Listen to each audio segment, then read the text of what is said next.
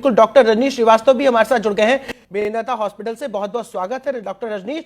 Doctor Rajneesh, यहाँ पर लगातार हम चर्चा कर रहे हैं कि कोविड की जो संभावित चौथी लहर है, इससे बचाव कैसे किया जाए।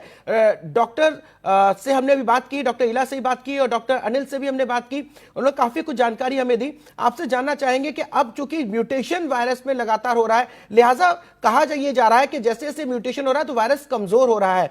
ये क्या भ्रांति है, इस बारे में पहले जानकारी दें और इसके साथ ही ये भी बताएं कि अब इस लहर से निपटने के लिए हमें किन उपायों का पालन करना चाहिए। देखिए, म्यूटेशंस जो है वो वायरस का नेचुरल कोर्स होता है। सारे वायरस विद टाइम उनमें म्यूटेशंस आते हैं और नए नए वेरिएंट्स आते रहते हैं, तो ये एक्सपेक्टेड है। अभी तक भी बहुत सारे वेरिएंट आए हैं, आगे आने वाले समय में भी हो सकता है नए वेरिएंट्स आए। कुछ वेरिएंट्स जो होते हैं वो पहले से कमजोर होते हैं, कुछ वेरिएंट्स पहले से स्ट्रॉन्ग भी हो सकते हैं, जैसे हमने सेकंड वेव में देखा डेल्टा वेरिएंट या इस तरह के। तो ऐसा जरूरी नहीं कि म्यूटेशन से वायरस कमजोर होगा, ये एक भ्रांति, ऐसा मान के चलना एक गलती होगी। म्यूटेशन से वायरस कमजोर भी हो सकता है और स्ट्रॉन्ग भी हो सकता है, दोनों ही सिनेरियो होते हैं। जैसे हम लोग ने ओमाइक्रॉन में देखा कि अभी दो वेरिएंट्स हैं, BA.1 और BA.2। तो जो BA.2 वेरिएंट है वो ज्यादा ट्रांसमिसेबल है बल्कि BA.1 से, तो उसका ट्रांसमिशन रेट ज्यादा है। और अभी जो हम रिसेंट राइज ऑफ केसेस देख रहे हैं वो BA.2 और XE वेरिएंट की वजह से ही देख रहे हैं। कल को हो सकता है कोई और म्यूटेशन आए, उससे हो सकता है ट्रांसमिशन और बढ़ जाए या सीवियरिटी और बढ़ जाए। लेकिन इसके मतलब हमें ये मान के चलना गलत होगा कि म्यूटेशन जैसे जैसे होंगे वायरस कमजोर होगा। वायरस विद टाइम कमजोर होता है हमारी कलेक्टिव इम्यूनिटी से। जैसे जैसे हमारा वैक्सीनेशन रेट बढ़ेगा, लोग इससे ज्यादा एक्सपोज होंगे, लोग में इम्यूनिटी बढ़ेगी, तो with time virus definitely weak होगा। तो हमारे बेसिक मेजर्स यही होंगे कि हमें यूनिवर्सल 100% वैक्सीनेशन एम करना चाहिए। और जो बेसिक मेजर्स हैं जैसे कि मास्क, लोग बहुत जल्दी से मास्क को छोड़ चुके हैं, इंक्लूडिंग बहुत सारे मतलब मेडिकल फील्ड से जुड़े लोग भी, लोगों को अनकंफर्टेबल लगता है। बट मैं ये भी कहना चाहूंगा कि मास्क हमें कोविड से ही नहीं बचाता है।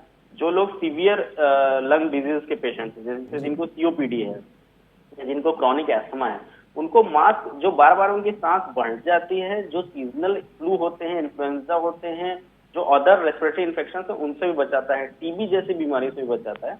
तो स्पेशली उन लोगों को जिनको गंभीर सांस की बीमारियां हैं, उनको मास्क अभी नहीं छोड़ना चाहिए। आइडियली सभी को मास्क पहनना चाहिए, अभी ऐसी स्टेज नहीं आई कि मास्क पहनना छोड़े, बट एटलीस्ट जो लंग डिजीज के पेशेंट्स हैं या जिनको क्रॉनिक डिजीज है उनको मास्क जरूर पहनना चाहिए। बिल्कुल। डॉक्टर रजनीश, आपसे लक्षणों के बारे में समझना चाहेंगे, क्योंकि अक्सर कर लोग कोविड से प्रभावित होने के बावजूद भी समझ नहीं पाते हैं और अनजाने में दूसरों को ये डिसीज ट्रांसमिट कर देते हैं। तो किस तरह के लक्षण हो ताकि लोग समझने की कोशिश करें और संबंधित डॉक्टर से सही दवा लेकर के ना सिर्फ खुद को बचाएं बल्कि इस डिसीज को ट्रांसमिट होने से भी रोक सकें।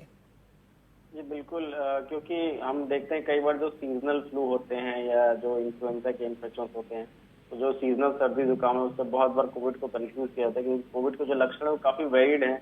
कुछ लोगों को बहुत माइल्ड सिम्टम आ रहे हैं, जस्ट खांसी होकर ठीक हो जा रहा है, कुछ लोगों को फीवर आ रहा है, कुछ लोगों को सांस भी फूलती है, बाकी लक्षण आते हैं। तो इसमें बेसिक यही है कि अगर आपको फीवर है, स्पेशली अगर सिर्फ सर्दी जुकाम हो रहा है या हल्का फुल्का 1-2 दिन का, तो आप फिर भी इग्नोर कर सकते हैं।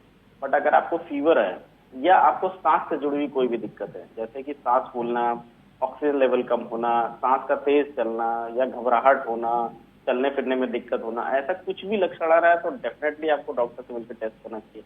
इसके साथ ही साथ अगर आपके साथ कोई ऐसा व्यक्ति रहता है जो कि वल्नरेबल है, मतलब जिसकी इम्यूनिटी कम है, जैसे कि ओल्ड एज के लोग, बूढ़े लोग, या जिनको क्रॉनिक बीमारियां जैसे कि फेफड़े की बीमारियां, हार्ट या लंग की बीमारियां, तो उनको अगर आप ट्रांसमिट करेंगे तो उनको इस चीज का खतरा ज्यादा है। तो अगर आप ऐसे लोगों के साथ रहते हैं, जैसे अपने माता पिता जो बूढ़े हैं उनके साथ या किसी गंभीर रोगी के साथ, तो आपको टेस्टिंग करना ज्यादा जरूरी है। तो आपको अर्ली टेस्टिंग करनी चाहिए। इवन इफ आपको माइल्ड सिम्टम है तो भी आप टेस्ट करिए, जिससे कि आप आइसोलेट हो सकिए और उन लोगों को ट्रांसमिट करने से रोकिए। अगर आप अकेले रहते हैं और आपको माइल्ड सिम्टम है, जस्ट सर्दी जुकाम है, तो आप उसको ज्यादा फर्क नहीं पड़ेगा। बट अगर आप किसी वल्नरेबल लोगों के साथ रहते हैं तो आपको अर्ली टेस्टिंग करनी चाहिए, माइल्ड सिम्टम आने से। चूंकि समय बहुत कम है, इसलिए आपसे ये भी समझना चाहेंगे यहाँ पर कि जैसे ही कोई संक्रमित के बारे में पता लगता है, एकदम हड़कंप जैसी स्थिति हो जाती है। सैनिटाइजेशन का दौर इस तरह से चलता है जैसे कि युद्ध स्तर पर हो रहा है। किसी स्कूल में अगर कोई बच्चा या कोई टीचर अगर संक्रमित पाया जाता है तो सैनिटाइजेशन का आप महत्व यहाँ पर समझाइए, कितनी तेजी से किया जाना चाहिए और क्या इससे भी घबराने की जरूरत है? क्योंकि हम देखते हैं फिर स्कूल से लेकर के, फर्श से लेकर के, दीवारों से लेकर के, प्लास्टिक की चीजों से लेकर के, पानी की टंकियों से लेकर हर जगह सैनिटाइजेशन की रिक्वायरमेंट महसूस की जाती है।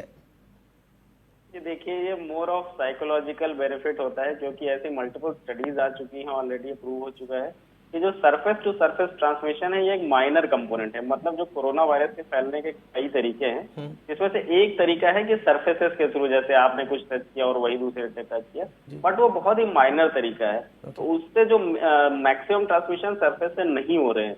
तो जो हम देखते हैं कि जब पॉजिटिव आता है तो लोग वहां पे खूब सारा अल्कोहल छिड़कने और ये सब सैनिटाइजर छिड़कने लगते हैं। वो लोगों को मानसिक सुकून ज्यादा देता है, रियल बेनिफिट उससे खास नहीं है।